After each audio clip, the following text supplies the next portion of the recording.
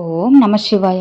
ఈ రోజు వీడియో ఏంటి అంటే, ఆ పరమశివుడు మిమ్మల్ని పిలుస్తున్నారు అని భావించే ముఖ్యమైన 10 సంకేతాల గురించి ఇప్పుడు మనం తెలుసుకుందాం.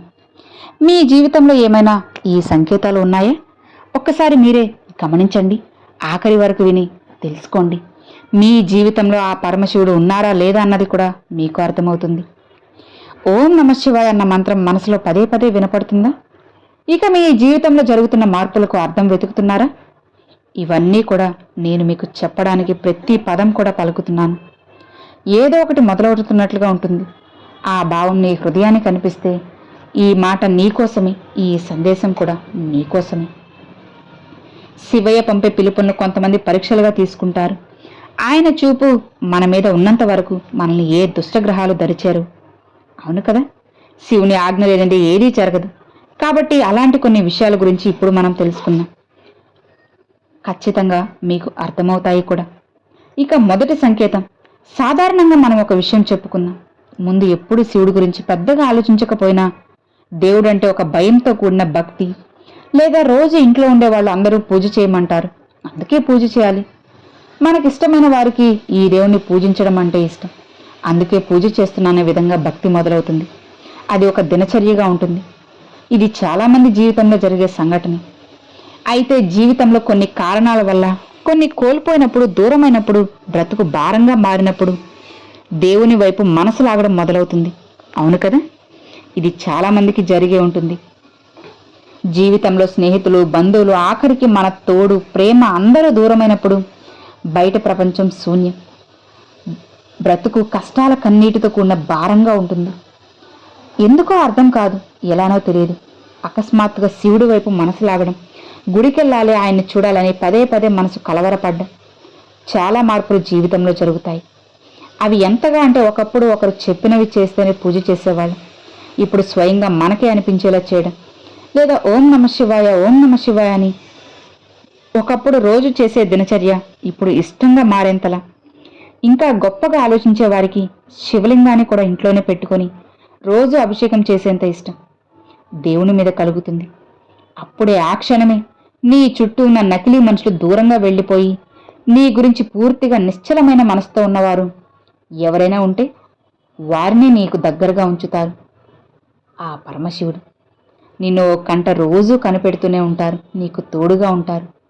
ఆ సందర్భాల్లో శివుని పాటలు వినాలని, లేదా శివుని పాటలు పాడాలని, శివాలయంకి వెళ్ళాలని, కథలు తెలుసుకోవాలని మనకి కోరిక మొదలవుతుంది.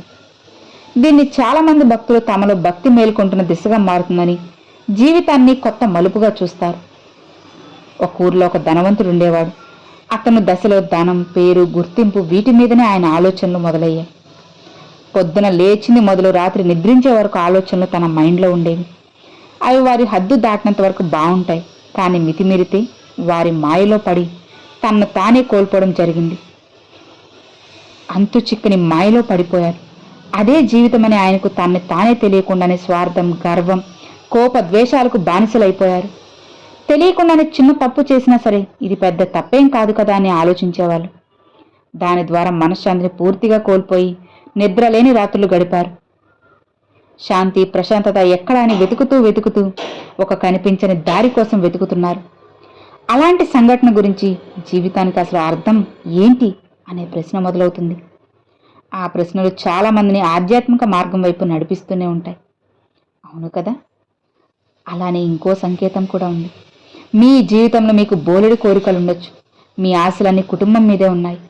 మీకు జాబ్ పోయింది, దానివల్ల జరగాల్సిన పెళ్లి ఆగిపోయింది. ఆలోచించడం మొదలెట్టారు. రాత్రి నిద్ర లేదు, పగలు నిద్ర లేదు, ఆకలి లేదు. మెల్లిమెల్లిగా అన్ని విషయాలు గుర్తుపెట్టుకోవడం కష్టం. గుండెకు తాకిన బాధలు, సంఘటనలు తప్ప కొంతకాలం అయ్యాక ఎవ్వరి మీద కోపద్వేషాలు లేవు. దేవాలయానికి వెళ్ళినా మీకోసం ఏం కోరుకోవాలని అనిపించదు. ఎవరితో మాట్లాడాలనుండదు. మీరు మెల్లిమెల్లిగా మీ లోపల నిన్ను గమనించడం మొదలెడతారు. భక్తి మార్గంలోకి రావాలన్న ఆలోచనలు, ఆ మార్గంలోనే నిజమైన మనసులు లేదా భక్తులు మీకు దగ్గరయ్యే అవకాశం ఉంటుంది. ముందు ఒంటరితనం అనే బాధ, కానీ ఇప్పుడు కొంత సమయం నిశ్శబ్దంగా గడపాలని, ధ్యానం చేయాలని, ప్రశాంతంగా కూర్చోవాలని మనసు కోరుకుంటుంది. అది మనలోని నిన్ను నువ్వు చూడగలుగుతున్న పెరుగుతున్న సూచనలు. అవి ఖచ్చితంగా జరుగుతాయి. అలానే ఇంకొక సంకేతం,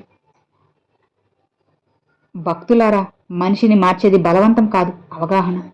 ఒకరోజు అకస్మాత్తుగా కోపాన్ని తగ్గించుకోవాలి, అబద్ధాలు చెప్పకూడదు, ఎవరిని బాధ పెట్టకూడదు అన్న ఆలోచనలు మనలోకి రావడం మొదలవుతాయి. ఎవరూ చెప్పకుండానే మార్పు రావాలంటే కోరిక కలుగుతుంది. చెడు అలవాట్లు వదిలేని కోరిక. శైవ సంప్రదాయంలో ఇలాంటి అంతర్గత మార్పులను భక్తి పెరుగుదలలో భాగంగా చాలామంది భావిస్తారు. అలానే ఇంకొక విషయం కూడా, ఇంకొక సంకేతం. ఇతరుల బాధను చూసి మనసు కదలడం. ముందు నాకు సంబంధం లేదు అని అనిపించేది, కానీ ఇప్పుడు ఎవరన్నా బాధలు ఉంటే సాయం చేయాలి, ఓదార్చాలి, వాళ్ళకి మంచి జరగాలని మనసు కోరుకుంటుంది. భక్తి అనేది దేవాలయం మాత్రమే కనిపించదు, మన ప్రవర్తనలో కూడా ఉంటుంది. కరుణ పెరగడం, మనసు మృదువుగా మారటం భక్తి యొక్క అందమైన ఫలితాల్లో ఒకటి. ఇంకొక సంకేతం, జీవితంలోని ప్రతి సంఘటన గురించి ఒక పాఠం నేర్చుకోవడం. ముందు కష్టాలు వస్తే ఎందుకు నాకే అని అడిగేవాళ్ళు, కానీ ఇప్పుడు ఈ సంఘటన నాకేం నేర్పుతుంది అని ఆలోచించడం ప్రారంభమవుతుంది. ఇది చాలా పెద్ద మార్పు. ఎందుకంటే ఎప్పటి నుంచి సమస్యలు శత్రువులుగా కాకుండా గురువులుగా కనిపించడం ప్రారంభమవుతుంది. ఈ దశలోనే 7వ సంకేతం, క్షమించడం నేర్చుకోవడం. నేను బాధ పెట్టిన వారిని క్షమించడం సులభం కాదు, కానీ కోపాన్ని జీవితాంతం మోసుకెళ్లడం కంటే మనశ్శాంతిని ఎంచుకోవడం గొప్ప విషయం. క్షమించడం అంటే వాళ్ళు చేసిన తప్పుని సమర్థించడం కాదు, మన హృదయంలోని భారాన్ని దించుకోవడం. అలాంటి వినయం, విశాలమైన మనసు పెరగడం భక్తి ప్రయాణంలో ముఖ్యమైన మార్పు. ఇక 8వ సంకేతం, మొదట్లో దేవుడా అది ఇవ్వు, ఆ పని జరిగేలా చేయి, ఇది ఇవ్వు అనే ప్రార్థనలు చేస్తాం. కానీ ఒక దశ వచ్చిన తర్వాత నాకు కేవలం ధైర్యం ఇవ్వు, నువ్వు తోడుగా ఉండు, సరైన మార్గంలో నన్ను నడిపించు, ఏ పరిస్థితిలో అయినా సరే ప్రశాంతంగా ఉంటే చాలు, ఆ ప్రశాంతత వచ్చేంత శక్తిని ఇవ్వు అని ప్రార్థించడం. ఆ మార్పు బయట కనిపించదు, కానీ మనసులో జరిగే గొప్ప మార్పు ఇది. ఇక 9వది, అన్నీ కోల్పోయినా సరే భక్తిని కోల్పోకపోవడం, నమ్మకం వదలకపోవడం. కొన్నిసార్లు డబ్బు పోవచ్చు, సంబంధాలు మారచ్చు, ఆరోగ్యం కూడా మనల్ని ఇబ్బంది పెట్టచ్చు, కానీ ఇవన్నీ జరిగినా నా శివయ్య నాతో ఉన్నారు అన్న నమ్మకం మారదు. పరిస్థితులు మారినా భక్తి మారకపోవడం శైవ సాంప్రదాయంలో ఎంతో విలువైన లక్షణంగా ఉంటుంది.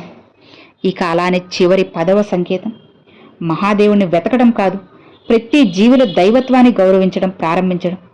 చివరిది అత్యంత గొప్ప సందేశం.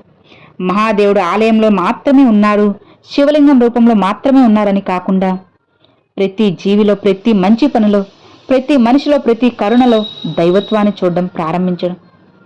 అప్పుడు భక్తి ఒక అలవాటు కాదు, ఒక జీవన విధానం అవుతుంది. ఇదే శైవతత్వం చెప్పే గొప్ప సందేశాల్లో ఒకటి. సో విన్నారు కదండి, ఈ 10 కూడా చాలా ముఖ్యమైన విషయాలనే చెప్పుకోవచ్చు అన్నమాట. మరి ఈ 10 సంకేతాల్లో మీ జీవితంలో ఇక ఇప్పుడు ఎలాంటి ఉన్నాయి అన్నది నాకు తప్పకుండా కామెంట్లు అయితే షేర్ చేసుకోండి. అలానే ఈ వీడియో ఎలా అనిపించింది అనేది కూడా నాకు కామెంట్లు అయితే షేర్ చేసుకోండి ఫ్రెండ్స్. ఈ వీడియో నచ్చితే లైక్ చేయండి, మరికొంతమంది మీ ఫ్రెండ్స్ అండ్ ఫ్యామిలీస్కి షేర్ చేయండి. ఫస్ట్గా మన ఛానల్ చూసేవాళ్ళు సబ్స్క్రైబ్ చేసి సపోర్ట్ చేయండి ఫ్రెండ్స్. Thanks for watching. ఓం నమ శివాయ. శివాయ నమః.